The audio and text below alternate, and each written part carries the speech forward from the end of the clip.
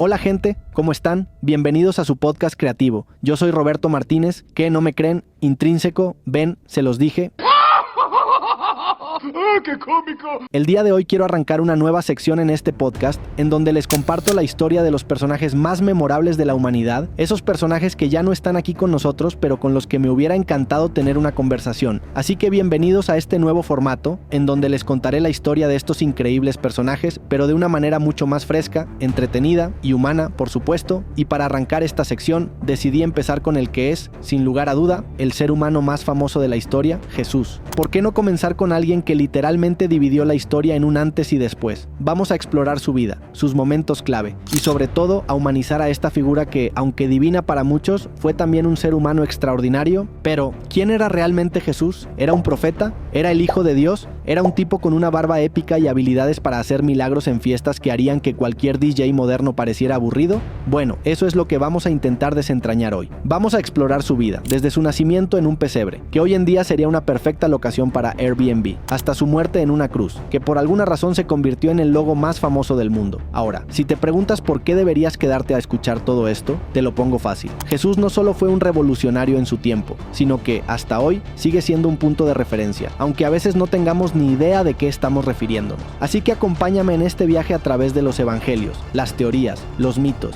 y, por qué no, algunas de las interpretaciones más bizarras que se han hecho sobre este hombre. Vamos a escarbar en las historias, separar el grano de la paja y tal vez hasta encontrar algo de sentido en todo esto. Pero eso sí, no prometo milagros. Espero que disfrutes este episodio, porque si Jesús realmente convirtió el agua en vino, más nos vale descorchar una botella y disfrutar este viaje. Vamos a arrancar con un poco de contexto, porque para entender a Jesús, primero necesitamos saber en qué tipo de vecindario creció. Spoiler, no era la zona más lujosa del Imperio Romano. Imagina una combinación entre el Bronx y Tatooine de Star Wars, y ahí tienes Judea en el siglo I, un lugar donde la gente estaba más tensa que un perro en una fábrica de fuegos artificiales. El Imperio Romano tenía a la región bajo su bota, y créanme, no era una bota de esas cómodas, era más bien una bota de hierro, con clavos en la suela, diseñada para recordarte cada día quién mandaba. Los romanos eran los jefes del barrio, los que cobraban impuestos y decían cómo se hacían las cosas. Básicamente, si Judea hubiera tenido un Facebook, su estado sería "es complicado". Mientras tanto, los judíos estaban esperando al Mesías como si fuera el próximo lanzamiento del iPhone. Querían un tipo que llegara, mandara a los romanos al carajo y restaurara el reino de Israel. Claro, lo que no sabían es que en lugar de un guerrero montado en un corcel blanco, iban a recibir a un carpintero hippie que predicaba amor y paz. Vamos, que si Jesús hubiera llegado hoy, probablemente habría entrado a Jerusalén en una bicicleta, con un cartel que dice "haz el amor, no la guerra". Y hablando de guerra, el ambiente religioso en Judea era como una sopa de opiniones contradictorias. Tenías a los fariseos, que eran como esos tipos en Twitter que siempre tienen algo que decir sobre todo. Eran los guardianes de la ley, pero con una capacidad impresionante para torcerla a su conveniencia. Luego estaban los saduceos, que básicamente eran los ricos del barrio, los que controlaban el templo y tenían su propio club exclusivo. Ellos no creían en la resurrección, lo que, en retrospectiva, debió hacer las conversaciones sobre Jesús bastante incómodas. ¿Oh, resucitó? Bueno, nosotros no creemos en eso, pero ¿quién soy yo para juzgar? Y no podemos olvidar a los esenios, que vivían en el desierto, vestidos como si estuvieran en un festival de música alternativa, escribiendo pergaminos y esperando el apocalipsis. Para ellos, el mundo estaba tan jodido que lo mejor era apartarse y esperar que todo se fuera al diablo. Si hubiera habido redes sociales, habrían sido los tipos que nunca publican nada porque están más allá de todo eso. Entonces, en medio de todo este caos, aparece Jesús. No es un fariseo, no es un saduceo y definitivamente no es un esenio. Es como si hubiera llegado a una fiesta de disfraces vestido de sí mismo,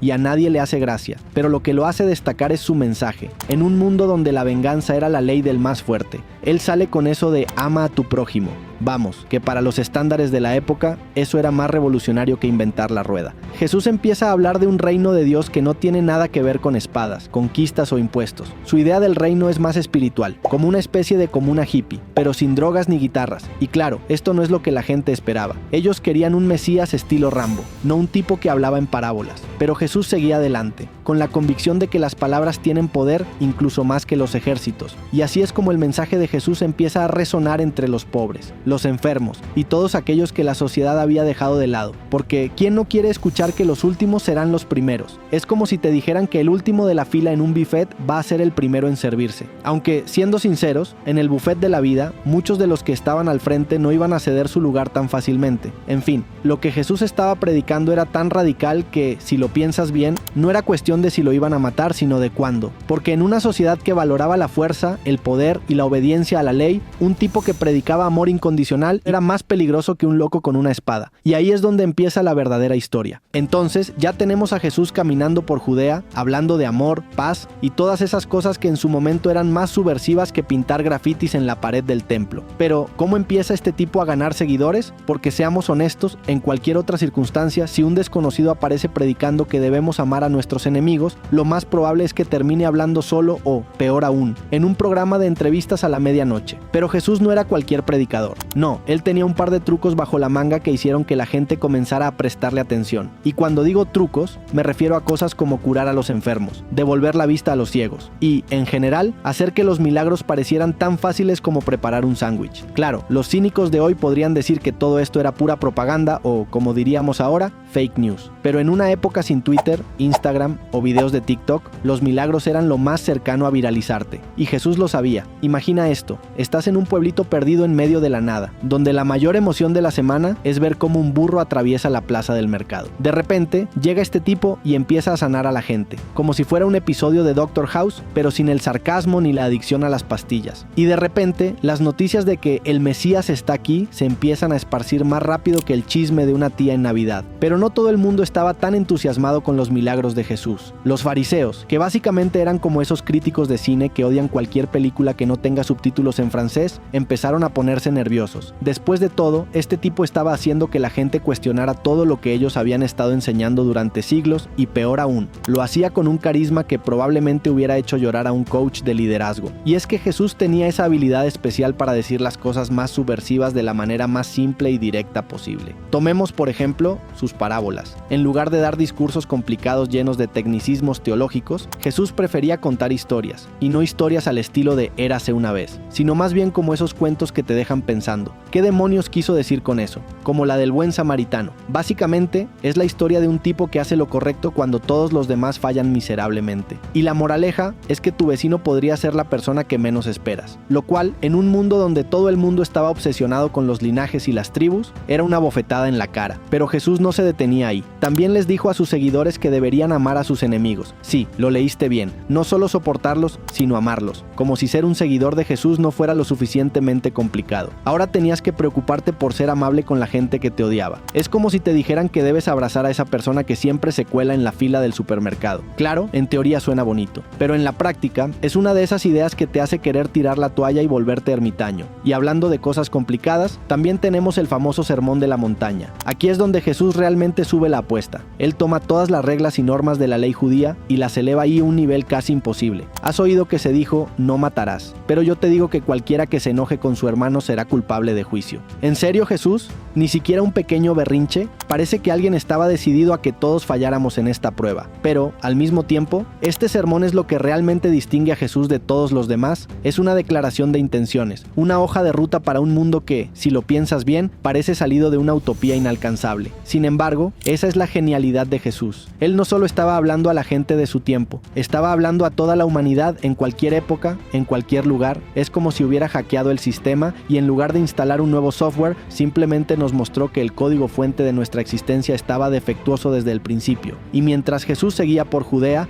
repartiendo milagros y sermones como si fueran panfletos en un meeting, la gente comenzó a darse cuenta de que este tipo no solo estaba jugando a ser un profeta más. No, él estaba en una misión. Y no era la misión estándar de revolucionar el mundo. No, él estaba ahí para cambiar el juego completamente. Y lo hizo de una manera tan inesperada que hasta los propios discípulos que estaban ahí en primera fila a veces no entendían de qué demonios estaba hablando. Así que, en lugar de un guerrero que empuñaba una espada, la gente obtuvo a un hombre que empuñaba palabras, y aunque esas palabras no cortaban carne, ciertamente cortaban el alma, lo cual, para un imperio que se sostenía en la fuerza bruta, era mucho más peligroso de lo que cualquiera podría haber imaginado. Por eso, mientras Jesús seguía su camino, predicando gobernando sobre un reino que no era de este mundo, iba acumulando tantos seguidores como enemigos, porque al final del día no puedes cambiar el mundo sin hacer que algunas personas se sientan muy incómodas. Y Jesús, con su mensaje de amor y perdón, estaba haciendo exactamente eso. Y así, mientras Jesús seguía adelante con su revolución verbal, inevitablemente iba a chocar de frente con el establishment, porque claro, ¿qué es un buen profeta sin un poco de conflicto? Es como una película sin un villano, simplemente no funciona. Y en esta historia, los villanos no son los típicos malos con capas negras y risas malignas. No, aquí hablamos de líderes religiosos que pensaban que todo estaba bien tal como estaba, y de romanos que solo querían mantener la paz, o al menos su versión distorsionada de paz, que se resumía en haz lo que decimos o te clavamos en una cruz. Vamos a hablar de los fariseos. Estos tipos eran como los reyes de la moralidad, siempre asegurándose de que todo el mundo siguiera las reglas al pie de la letra, aunque eso significara ignorar completamente el espíritu de la ley. Para ellos, la religión era como un manual de instrucciones que debía seguirse al pie de la letra, sin importar si el aparato se encendía o no al final. Y aquí viene Jesús,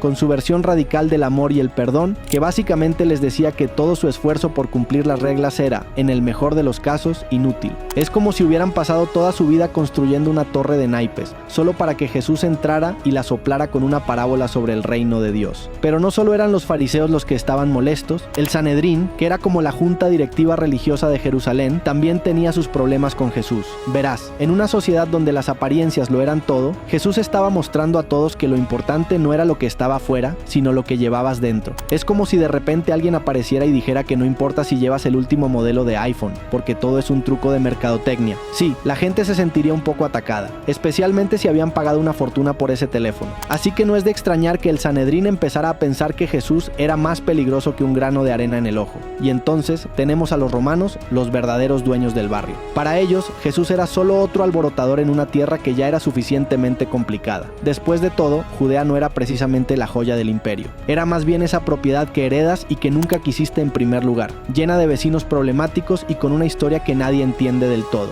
Lo último que necesitaban era alguien que pudiera desencadenar una revuelta, porque para ellos un Mesías era sinónimo de problemas, y si algo detestaban los romanos era tener que lidiar con problemas que no podían resolver con una buena dosis de represión. Así que entre los fariseos, el Sanedrín y los romanos, Jesús estaba acumulando enemigos más rápido que un político en campaña, y francamente eso solo podía terminar de una manera. Pero antes de llegar a ese inevitable final, Jesús tenía que lidiar con algo más cercano, la traición de uno de sus propios discípulos, porque claro, ¿qué sería una buena historia sin un poco de drama interno? Enter Judas, el tipo que durante siglos ha sido el ejemplo clásico del traidor, el tipo que vendió a Jesús por 30 monedas de plata. Ahora, si lo piensas bien, traicionar a alguien por dinero no es nada nuevo. Pasa todo el tiempo, incluso hoy. Pero en el caso de Judas, la cuestión es más complicada. Algunos dicen que lo hizo por avaricia, otros que fue manipulado por el destino o el diablo. Y hay quienes creen que, en su mente retorcida, estaba ayudando a Jesús a cumplir su misión. Lo que está claro es que Judas no estaba jugando a ser el amigo del año. Imagina la escena, Jesús en la última cena hablando de su inminente sacrificio y Judas sentado ahí, sabiendo que ya había hecho el trato. Es como cuando sabes que has hecho algo terriblemente malo, pero tienes que seguir sonriendo y pretendiendo que todo está bien. En ese momento, Judas ya había dado el primer paso en un camino que lo llevaría a ser el villano más famoso de la historia. Es casi poético, de una manera retorcida. Y lo curioso es que, a pesar de todo, Jesús sabía lo que iba a pasar. Sabía que Judas lo iba a traicionar,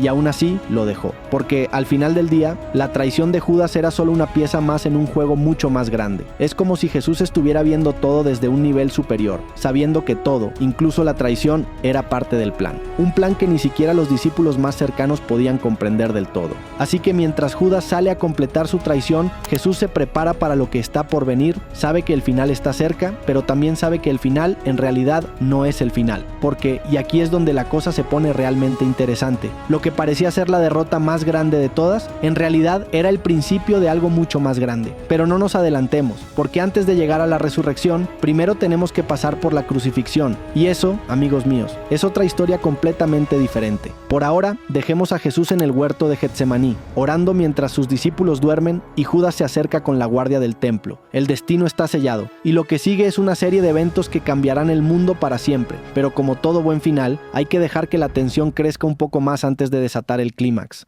Y ahí lo tenemos, el huerto de Getsemaní, una escena que, si estuviéramos hablando de una película, sería el momento justo antes de la gran batalla, cuando el héroe sabe que está a punto de enfrentar lo inevitable. Pero en lugar de armarse hasta los dientes, Jesús elige armarse con oración. No sé ustedes, pero en términos de estrategia, esto es más arriesgado que entrar en una pelea de bar con un palo de escoba. Mientras tanto, sus discípulos, esos valientes guerreros espirituales, deciden que lo mejor que pueden hacer en este momento crucial es dormir, porque claro, no hay nada como una buena siesta antes de que todo se vaya al carajo. Imagínate a Pedro roncando mientras Jesús suda sangre, literalmente. Y no es una exageración, el tipo estaba tan estresado que su cuerpo decidió que sudar agua era demasiado mainstream, así que sudar sangre. Y mientras Jesús se enfrenta a su destino con una dignidad que haría sonrojar a cualquier superhéroe, los discípulos no tienen ni la decencia de mantenerse despiertos. Y entonces entra en escena Judas, con su séquito de soldados y sacerdotes. Es como ese momento en una fiesta cuando el tipo que nadie invitó aparece con la policía. Judas, con su famosa traición, se acerca y le da a Jesús el beso más cargado de mala leche en la historia de los besos. Porque, ¿qué mejor manera de entregar al Hijo de Dios que con un beso? Es como si Judas quisiera asegurarse de que su traición fuera tan simbólicamente retorcida como humanamente posible. Los soldados, que claramente estaban esperando una resistencia épica, encuentran a un Jesús que no solo se entrega sin luchar, sino que hasta cura la oreja de uno de ellos después de que Pedro, en un raro momento de heroísmo, decide que atacar con una espada es una gran idea. Y sí, Pedro logra cortarle la oreja a uno de los soldados. ¿Por qué? ¿Qué es una buena historia sin un poco de mutilación inesperada? Pero Jesús, siendo Jesús, decide que es mejor sanar a su enemigo que dejar que Pedro tenga su momento de gloria. ¿Por qué? ¿Por qué no? Si vas a ser el salvador del mundo, mejor hazlo con estilo. Entonces, arrestan a Jesús y lo llevan ante el Sanedrín, que ya estaba más que listo para este momento. Los líderes religiosos no podían esperar para deshacerse de este tipo que, según ellos, estaba causando más caos que una granja de cabras en un festival de música. Así que, después de un juicio que fue más una farsa que un verdadero proceso legal, deciden que Jesús debe morir. Y no de cualquier manera, no. Debe morir de la forma más humillante y dolorosa posible, la crucifixión. Ahora, aquí es donde las cosas se ponen realmente oscuras. Porque la crucifixión no era solo una forma de ejecución, era un espectáculo. Era como si los romanos quisieran asegurarse de que cualquier aspirante a Mesías pensara dos veces antes de intentar hacer una revolución. La crucifixión era lenta, dolorosa y diseñada para ser lo más pública posible. Es como si los romanos hubieran inventado la televisión de realidad, pero con más sangre y menos comerciales. Jesús es llevado a Golgota, el lugar de la calavera, donde sería crucificado. Y aquí, amigos, es donde la narrativa toma un giro que pocos podrían haber anticipado, porque aunque la crucifixión estaba diseñada para ser el final definitivo, para Jesús era solo el comienzo. Pero antes de llegar a eso, hay que pasar por lo que es posiblemente el momento más oscuro de toda la historia. Jesús es clavado en la cruz, entre dos criminales, porque claro, si vas a hacer un espectáculo, mejor que sea uno con comparsas. Y mientras la multitud se burla y los soldados juegan a las cartas para ver quién se queda con su túnica, Jesús pronuncia unas palabras que resonarían a lo largo de los siglos. Padre, perdónalos, porque no saben lo que hacen. Aquí es donde el sarcasmo y el humor negro se quedan cortos,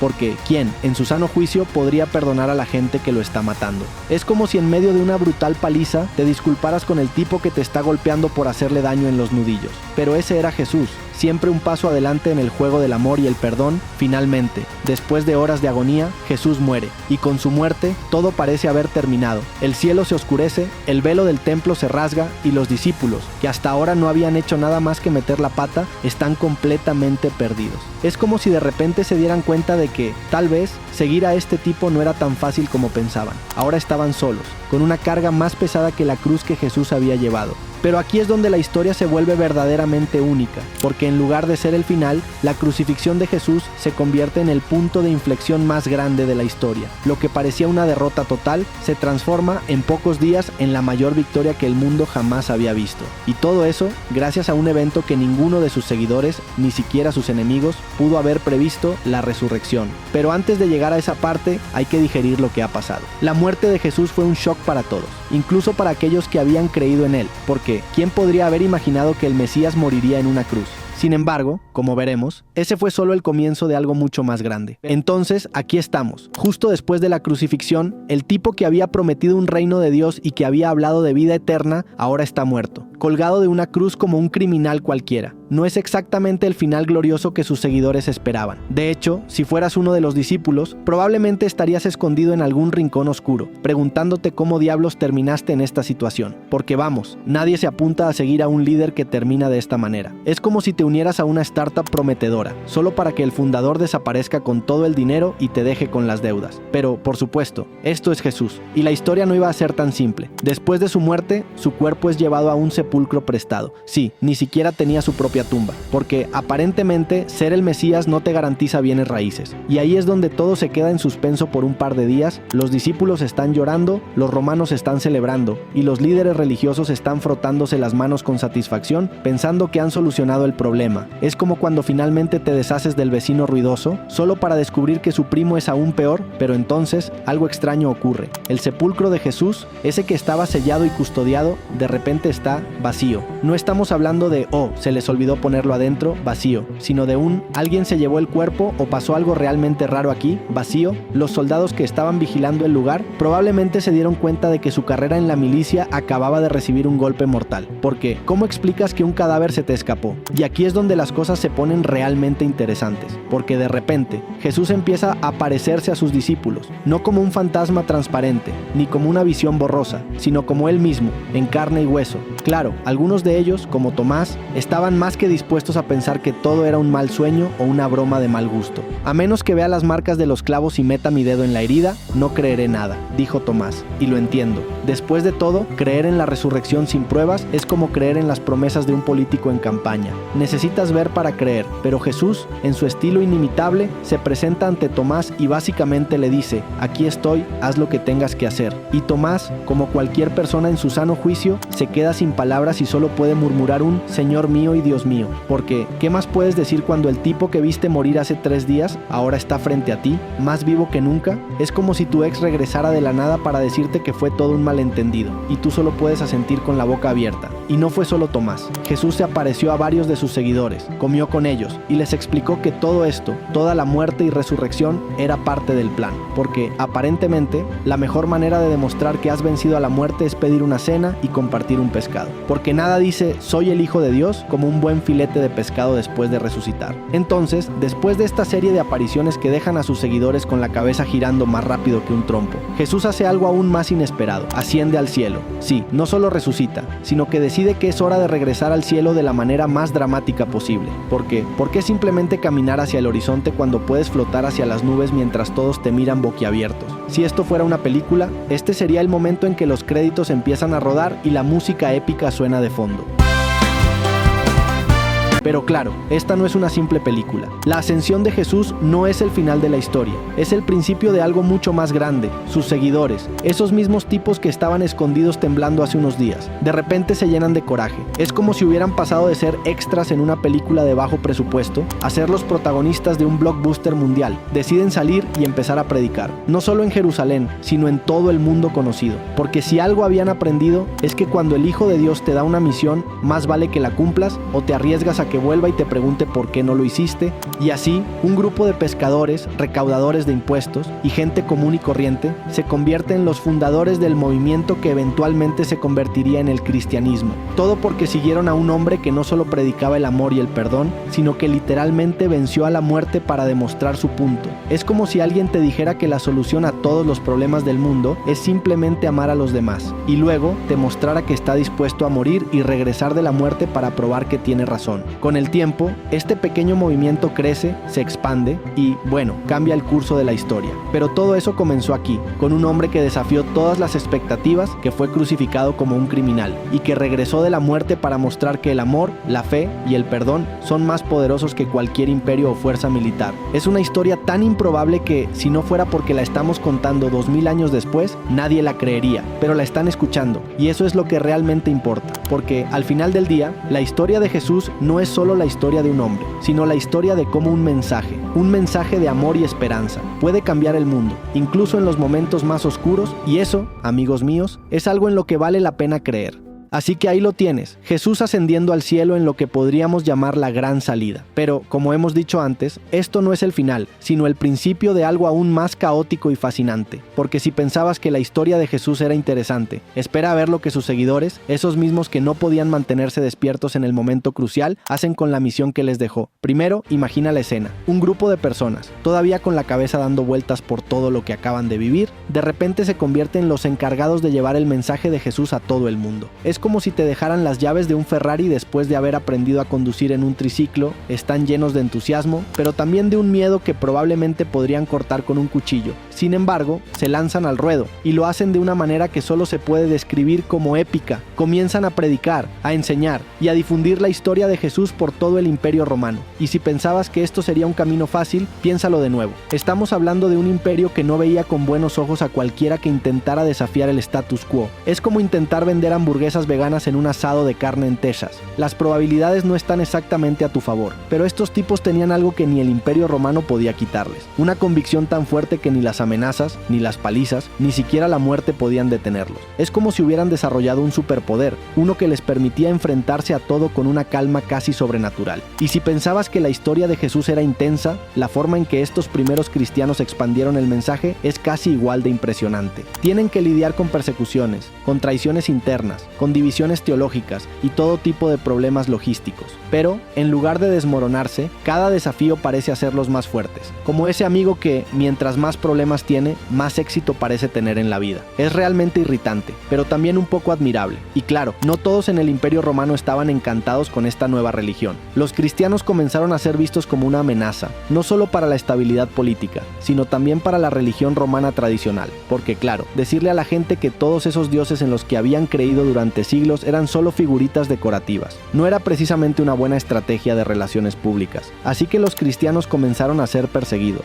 y no de la manera amable. Estamos hablando de persecuciones que harían que cualquier película de terror se quedara corta. Los cristianos fueron arrojados a los leones, quemados en la hoguera, y sometidos a todo tipo de torturas inimaginables. Y lo más impresionante es que, en lugar de acobardarse, muchos de ellos aceptaron su destino con una serenidad que desconcertaba a sus captores. Es como si hubieran adoptado el lema de todo lo que no te mata te hace más fuerte. Pero a niveles extremos, de alguna manera, cuanto más intentaban los romanos aplastar el cristianismo, más crecía. Por supuesto, no podemos hablar de la expansión del cristianismo sin mencionar a Pablo, el tipo que solía ser un perseguidor profesional de cristianos, y luego se convirtió en uno de sus mayores defensores. Sí, el mismo Pablo que pasó de ser el enemigo número uno de la iglesia, a ser su principal apóstol. Es como si un hacker se convirtiera en jefe de seguridad cibernética de la empresa que intentó hackear. Habla de un cambio de carrera. Pablo viajó por todo el Mediterráneo, predicando, fundando iglesias y escribiendo cartas que se convertirían en la base del Nuevo Testamento, y todo esto mientras era perseguido, arrestado y, en general, tratado como un criminal. Pero el tipo era imparable. Si algo lo detenía en un lugar, simplemente se levantaba y seguía adelante.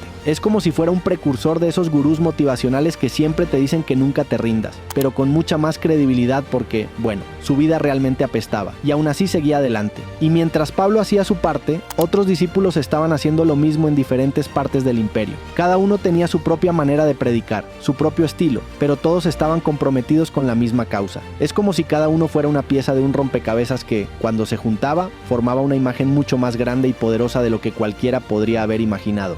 Con el tiempo, lo que comenzó como un pequeño movimiento en un rincón olvidado del Imperio Romano se convirtió en una fuerza imparable, y aquí es donde la historia toma un giro que nadie esperaba. El cristianismo, una religión que había sido perseguida y marginada, se convirtió en la religión oficial del imperio. Todo gracias a un tipo llamado Constantino, que, en un giro de eventos más sorprendente que una novela de suspenso, decidió que el cristianismo no solo era aceptable, sino que era la mejor manera de unificar el imperio. Es como si, de repente, alguien decidiera que la mejor manera de salvar a una empresa en quiebra es poner a cargo al tipo que todos pensaban que estaba loco. Y así, el cristianismo pasó de ser una religión clandestina a ser la fe dominante en el mundo occidental. Lo que comenzó con un carpintero itinerante en Judea terminó conquistando al imperio más poderoso de la tierra. Si eso no es la definición de una historia increíble, no sé qué lo es. Pero por supuesto, la historia no termina aquí, porque una vez que el cristianismo se estableció, comenzó otra batalla, la de mantener la unidad en medio de tantas interpretaciones diferentes del mensaje de Jesús. Y esa, amigos, es una historia que, al igual que la resurrección, tiene sus propios giros y vueltas que hacen que el viaje sea mucho más interesante de lo que cualquiera podría haber anticipado. Por ahora, lo que podemos sacar de todo esto es que la historia de Jesús, sus seguidores y el cristianismo en general es una de esas narrativas que nunca deja de sorprender. Desde su nacimiento en un pesebre hasta la expansión de su mensaje por todo el mundo, es una historia de amor, traición, sacrificio y sobre todo de una fe que, contra todo pronóstico, cambió el curso de la historia. Y todo comenzó con un hombre que decidió que el mundo necesitaba escuchar algo diferente, algo que resonara en lo más profundo de la humanidad y que estuviera dispuesto a morir para que ese mensaje viviera para siempre. Pero claro, una historia tan monumental como la de Jesús no podía quedarse quieta, ni siquiera después de haber conquistado el Imperio Romano. No, amigos, la historia del cristianismo es como esa serie interminable de Netflix que sigue sacando temporadas, cada una más complicada y con más personajes que la anterior. Porque si pensabas que la cosa se iba a calmar después de que Constantino decidiera ponerle el logo del cristianismo al imperio, estás muy equivocado. Primero, tenemos que hablar de cómo, una vez que el cristianismo se convirtió en la religión oficial, de repente todo el mundo empezó a tener opiniones. Y cuando digo opiniones, me refiero a que cada grupo, cada comunidad, cada tipo con una túnica y un rollo de pergamino decidió que su interpretación del mensaje de Jesús era la correcta. Es como cuando en una reunión familiar todos se creen chefs y empiezan a criticar la ensalada de papas, solo que en este caso, la discusión era sobre el destino eterno de tu alma. Lo que antes era un pequeño grupo de seguidores, unidos por un mensaje de amor y perdón, se convirtió en una especie de campo de batalla teológico. Los debates sobre la naturaleza de Jesús, la Trinidad, la gracia y cualquier otra cosa que se les pudiera ocurrir se volvieron tan intensos que la iglesia tuvo que empezar a organizar concilios para tratar de poner orden, porque claro, cuando tienes a cientos de obispos gritando sobre si Jesús es más Dios o más hombre, alguien tiene que hacer de mediador. Y de estos concilios salieron cosas tan importantes como el Credo de Nicea, que básicamente es un intento de resumir en un par de frases lo que todos debían creer. Es como un contrato de términos y condiciones, solo que mucho más denso y con implicaciones eternas. Claro, esto no resolvió todos los problemas, porque por cada debate que se cerraba, surgían otros 3. Y así fue como el cristianismo, que había comenzado como un movimiento de unidad, se fue fracturando en diferentes ramas, cada una más convencida que la otra de tener la verdad absoluta. Esto nos lleva a uno de los puntos más irónicos de toda la historia. El cristianismo, que originalmente se basaba en el amor y la paz, terminó siendo responsable de algunas de las guerras más brutales que el mundo haya visto. Sí, porque resulta que cuando la gente cree que tiene la verdad absoluta, no es tan buena para el diálogo, y cuando no se puede dialogar, bueno, ahí es cuando las espadas salen a relucir. La Edad Media es el periodo perfecto para ver cómo todo esto se descontroló. Las cruzadas, por ejemplo, son el caso más extremo de cómo una fe que predica el amor se convirtió en un pretexto para la guerra. Imagínate, en lugar de ama a tu prójimo, el lema parecía ser ama a tu prójimo, pero solo si está de acuerdo contigo. Y si no, pues bueno, a la guerra. Y no es que los cruzados fueran solo un puñado de tipos malinterpretando el mensaje. Era literalmente un esfuerzo masivo con la bendición de la iglesia. Es como si de repente el Papa decidiera que el camino al cielo pasa por exterminar a todos los que no piensan igual que tú. Oh, espera, eso es exactamente lo que pasó. Y no podemos olvidar la Inquisición, esa oscura fase donde la iglesia decidió que la mejor manera de mantener la pureza de la fe era quemando a la gente. Literalmente. La lógica parecía ser que es mejor purificar el alma de alguien con fuego en esta vida que arriesgarse a que se queme para siempre en la siguiente. Es como si tu dentista te dijera que es mejor arrancarte todos los dientes para evitar una posible caries. No exactamente un argumento convincente, pero bueno, funcionó por un tiempo. Sin embargo, no todo fue violencia y fuego. También hubo momentos de brillantez, donde la fe cristiana inspiró a algunos de los pensadores, artistas y líderes más grandes de la historia. La Edad Media, a pesar de todo su oscurantismo, también vio el nacimiento de las primeras universidades, la preservación de muchos conocimientos antiguos y el florecimiento del arte y la arquitectura gótica. Porque si vas a estar en guerra con medio mundo, al menos hazlo desde una catedral que te deje sin aliento, pero no nos engañemos. La historia del cristianismo está llena de contradicciones. Es una fe que, al mismo tiempo, inspiró a santos y a pecadores, a héroes y a villanos, y mientras más se expandía, más se complicaba. Como cualquier gran idea, empezó a ser interpretada, reinterpretada y tergiversada hasta el punto de que, si Jesús regresara en medio de todo esto, probablemente necesitaría una presentación en PowerPoint para entender qué demonios ha pasado con su mensaje original. A medida que entramos en la Edad Moderna, la cosa no se calmó. De hecho, se puso aún más complicada con la Reforma Protestante. Martín Lutero, un monje alemán con más rabia que paciencia, decidió que ya era hora de decirle a la iglesia que se había desviado demasiado del camino, y lo hizo clavando sus famosas 95 tesis en la puerta de la iglesia de Wittenberg. Es como si hoy alguien escribiera un post viral en redes sociales que desata una revolución. Lutero no estaba interesado en crear una nueva iglesia, solo quería que la iglesia católica se reformara, pero como sabemos, eso no terminó bien. En lugar de reformarse, la iglesia se fracturó aún más. Y ahí es cuando comenzamos a ver el surgimiento de todo un espectro de denominaciones protestantes, cada una más segura que la otra de haber redescubierto la verdadera esencia del cristianismo. Y así, el cristianismo se volvió un rompecabezas aún más complicado, con cada pieza creyendo que es la más importante. Desde los luteranos hasta los calvinistas, pasando por los anglicanos y los anabaptistas. Cada grupo tiene su propia interpretación de lo que Jesús realmente quiso decir, y mientras tanto, la Iglesia Católica, en lugar de ceder, se endureció aún más, reafirmando su autoridad y dejando claro que no tenía intención de cambiar ni un ápice. Pero lo que es realmente interesante es cómo, a pesar de todas estas divisiones y conflictos, el cristianismo sigue siendo una fuerza global. En lugar de colapsar bajo su propio peso, sigue encontrando nuevas formas de adaptarse y sobrevivir. Es como esa marca de refrescos que, sin importar cuántas veces cambie de fórmula o se vea envuelta en escándalos, siempre encuentra la manera de mantenerse en la cima. Y ahí es donde nos deja esta parte de la historia, con un cristianismo fragmentado, pero aún fuerte, con una historia llena de luz y sombra, de amor y odio, de paz y guerra, una historia que, a pesar de todas sus contradicciones, sigue siendo tan relevante hoy como lo fue hace 2000 años, porque, al final del día, la pregunta sigue siendo la misma. ¿Qué significan las enseñanzas de Jesús para nosotros hoy? Y esa es una pregunta que, incluso después de todo este tiempo, no tiene una respuesta sencilla.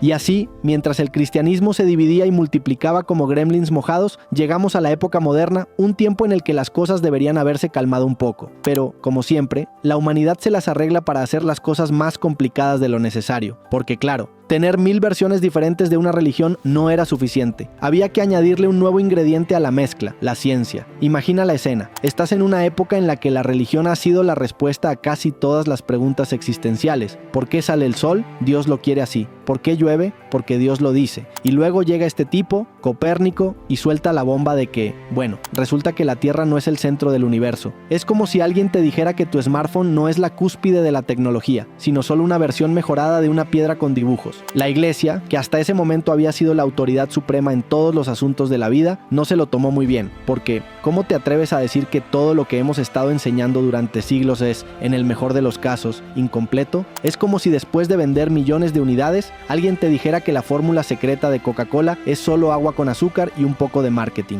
Claro, la iglesia intentó suprimir estas ideas científicas, pero como todos sabemos, intentar reprimir el conocimiento es como intentar contener una erupción volcánica con una sombrilla de playa. Y no solo fue Copérnico, Galileo, Darwin y muchos otros siguieron el mismo camino, cada uno aportando su granito de arena para desafiar la visión tradicional del mundo. Y la reacción de la iglesia fue más o menos lo que esperarías: negación, condenas y en algunos casos un poco de excomunión por aquí y por allá, porque cuando todo lo que sabes está basado en una visión del mundo que de repente está siendo cuestionada, es comprensible que entres en pánico. Es como si descubrieras que el piso sobre el que has estado caminando toda tu vida es en realidad una capa delgada sobre un abismo sin fondo, pero, a pesar de todos los intentos de la iglesia por mantener el control, el genio ya había salido de la botella. Las ideas científicas comenzaron a expandirse, y con ellas, una nueva forma de ver el mundo. La gente comenzó a preguntarse si realmente necesitaban a la iglesia para responder a todas sus preguntas. ¿Por qué aceptar ciegamente lo que te dicen, cuando puedes experimentar, observar y llegar a tus propias conclusiones?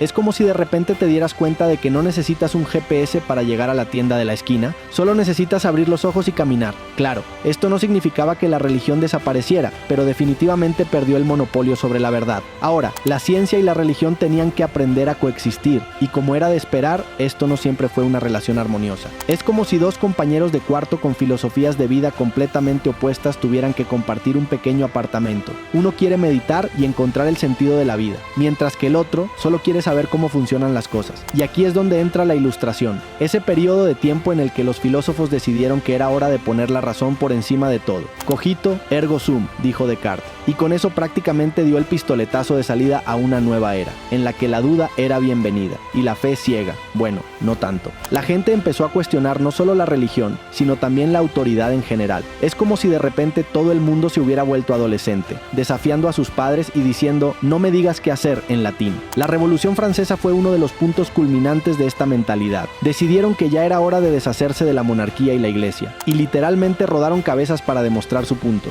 porque qué mejor manera de decir "estamos hartos" que con una guillotina en la plaza pública. Claro, el hecho de que luego entraran en un periodo de caos absoluto muestra que tal vez, solo tal vez, no era la mejor estrategia. Pero ahí lo tienes, una sociedad que intentó deshacerse de Dios y la religión, y lo que obtuvo fue un montón de problemas y, eventualmente, el regreso de la religión en una nueva forma. Porque, sorpresa, sorpresa, la religión no se fue a ninguna parte. A pesar de la ciencia, la razón y la ilustración, la gente todavía sentía esa necesidad profunda de algo más grande que ellos mismos. Es como si, por mucho que intentáramos explicar el mundo con números y fórmulas, siempre hubiera algo que se nos escapaba, algo que ni la ciencia ni la lógica podían responder completamente. Y así llegamos al cristianismo en la era moderna. Con una fe que ha pasado por más transformaciones que Madonna, el cristianismo sigue siendo una fuerza poderosa. Ahora tenemos megacultos, predicadores de televisión y un sinfín de denominaciones que intentan captar la atención en un mundo saturado de información. Es como si cada iglesia estuviera compitiendo por su propio canal de YouTube,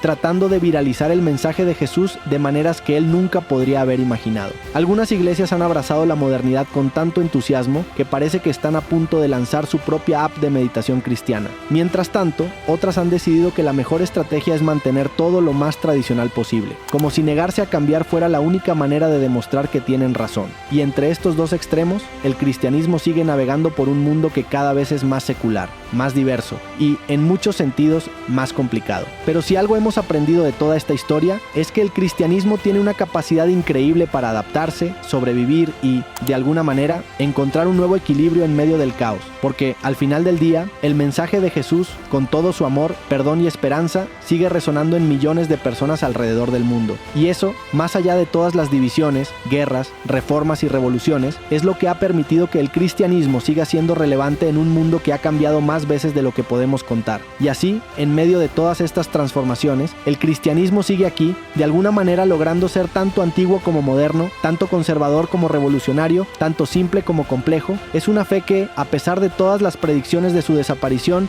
sigue encontrando maneras de reinventarse y de conectar con nuevas generaciones. Porque, al final del día, la historia de Jesús y su mensaje parece tener una cualidad atemporal, algo que habla a la humanidad en cada época, en cada cultura y en cada situación. Y mientras esa chispa siga encendida, el cristianismo seguirá siendo una parte fundamental de la historia humana. Un recordatorio constante de que, en medio de todo el caos y la confusión, siempre hay un lugar para la fe, la esperanza y el amor.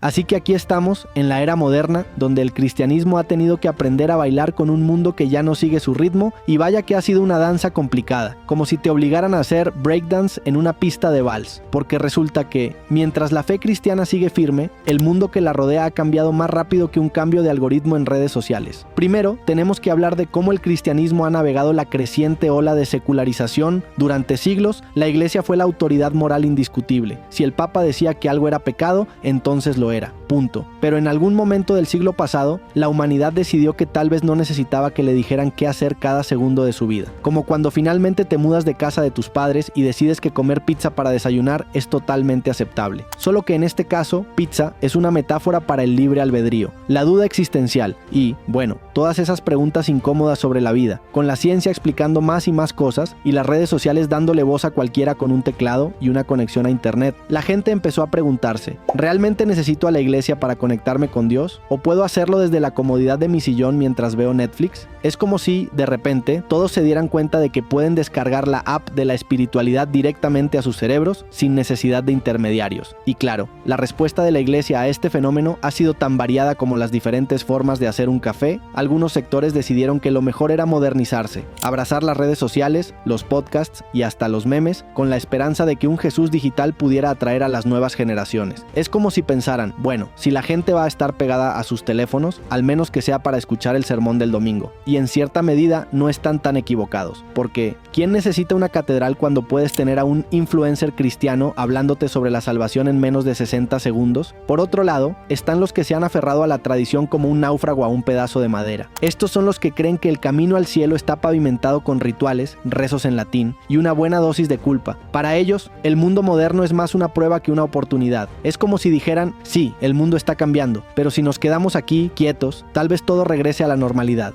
Spoiler, no va a pasar. Mientras tanto, el cristianismo sigue enfrentándose a nuevos desafíos. La globalización, por ejemplo, ha hecho que la fe se encuentre cara a cara con otras religiones y filosofías que antes solo eran mencionadas en los libros de texto. Ahora, tienes a gente en Nueva York, Londres o Ciudad de México que no solo ha oído hablar de Buda, Mahoma o Krishna, sino que puede ir a un templo budista, una mezquita o un centro de yoga en cualquier momento. Es como si de repente te dieras cuenta de que el restaurante de tu abuela no es el único en el barrio y decides probar nuevos sabores. Este encuentro de ideas y creencias ha llevado a que muchos cristianos comiencen a reevaluar sus propias convicciones. Algunos encuentran fortaleza en la diversidad, mientras que otros se sienten amenazados, porque cuando has crecido creyendo que tienes la verdad absoluta, enfrentarte a otras verdades puede ser más incómodo que asistir a una reunión familiar donde todos tienen opiniones políticas diferentes, y por si fuera poco, la tecnología ha venido a sacudir aún más el barco. Con avances en inteligencia artificial, biotecnología y exploración espacial, nos encontramos en un punto donde las preguntas sobre el propósito de la vida, la naturaleza de la conciencia y el lugar de la humanidad en el universo han tomado un giro completamente nuevo. Y el cristianismo, como cualquier otra religión, tiene que lidiar con el hecho de que tal vez, solo tal vez, la vida no es tan simple como seguir 10 mandamientos y esperar lo mejor. Pero, como hemos visto a lo largo de toda esta historia, el cristianismo tiene una habilidad casi sobrehumana para adaptarse y encontrar nuevas formas de mantenerse relevante. Incluso en un mundo donde el escepticismo y la ciencia parecen tener la voz cantante, la fe sigue siendo un refugio para millones de personas que buscan respuestas que ni la tecnología ni la lógica pueden proporcionar. Al final del día, la pregunta no es si el cristianismo sobrevivirá en este mundo moderno y caótico, la verdadera pregunta es cómo lo hará. ¿Se modernizará aún más adoptando las nuevas tecnologías y formas de comunicación? ¿O se aferrará a las tradiciones, confiando en que el mensaje original de Jesús es lo suficientemente poderoso para superar cualquier moda pasajera? Lo más probable es que la respuesta esté en algún punto intermedio, en esa zona gris donde la fe se mezcla con la razón, la tradición con la innovación y lo sagrado con lo cotidiano. Porque si algo hemos aprendido es que el cristianismo no es solo una religión, es un reflejo de la humanidad misma, con todas sus contradicciones, su capacidad para el amor y el odio, su búsqueda interminable de sentido y su resiliencia frente a la adversidad. Y en ese reflejo, quizás, es donde radica la verdadera fortaleza del cristianismo, en su capacidad para adaptarse, cambiar y aún así, de alguna manera, mantenerse fiel a su núcleo esencial, porque mientras haya personas buscando respuestas, buscando un propósito y buscando una conexión con algo más grande que ellas mismas, el mensaje de Jesús, con todo su amor, perdón y esperanza, seguirá encontrando un lugar en el corazón de la humanidad y tal vez, solo tal vez, esa sea la verdadera lección de toda esta historia, que a pesar de todo, seguimos buscando, seguimos preguntando y seguimos creyendo de una forma u otra, y mientras lo hagamos, la historia de Jesús seguirá viva, evolucionando y adaptándose a los tiempos, pero siempre ahí, como un recordatorio de lo que significa ser humano. Muchas gracias por escuchar este episodio de Creativo. Les agradezco bastante el apoyo a este nuevo formato. Si les gustó el video, no olviden darle like y también les pido que, por favor, en los comentarios me dejen saber qué les pareció y que me sugieran algunos personajes que les gustaría que cuente en esta nueva sección. Muchas gracias por el apoyo y nos vemos en el próximo Sobres.